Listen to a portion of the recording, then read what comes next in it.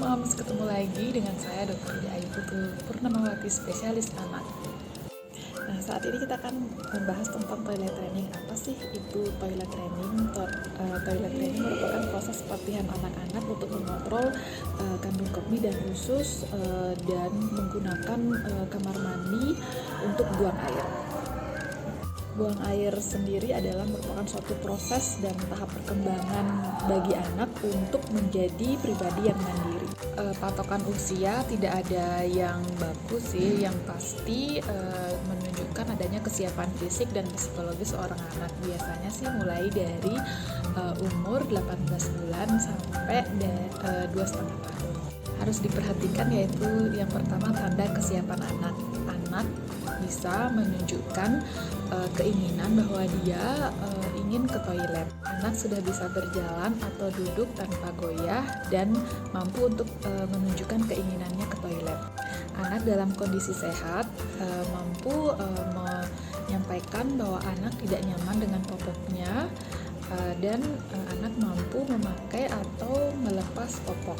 Perlu adanya kesiapan orang tua, yaitu orang tua menyiapkan waktu untuk mengajari anak. Kemudian orang tua jangan terlalu berharap banyak akan anak, dan orang tua harus sabar dan konsisten dalam mendidik anak. Tunjukkan caranya ke toilet, yaitu dari mulai masuk ke dalam toilet, mulai dari melepas celana, mulai dari cara jongkok, mulai dari cara membersihkan alat kelamin, yaitu dari depan ke belakang, kemudian dari dengan menunjukkan cara menyiram kotoran dan mencuci tangan serta memakai celana.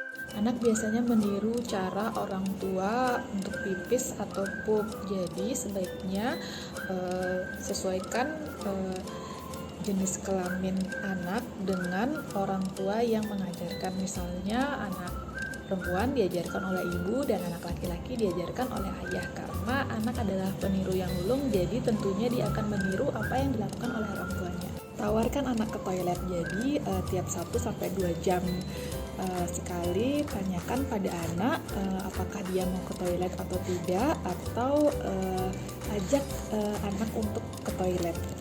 Memakai alat yang tepat yaitu dengan melatih anak untuk menggunakan training pants atau celana untuk berlatih pup atau pipis, kemudian dengan menggunakan potty chair atau tempat duduk atau alas duduk saat buang air.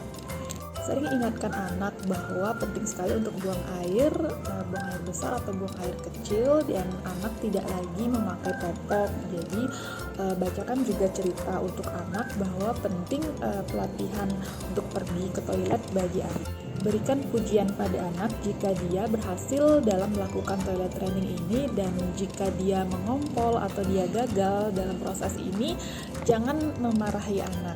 Orang tua dan pengasuh harus ikut berpartisipasi dan bekerja sama dan konsisten dalam melatih anak dalam melakukan toilet.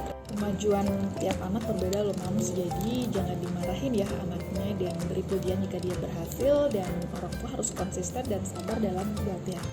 Kapan sih anak lulus dalam melakukan toilet training? Jadi yang pertama, dia akan melapor kepada kita bahwa dia akan melakukan buang air besar atau buang air kecil. Yang kedua, dia akan melepas celananya sendiri dan melakukan rutinitas buang air kecil atau buang air besar.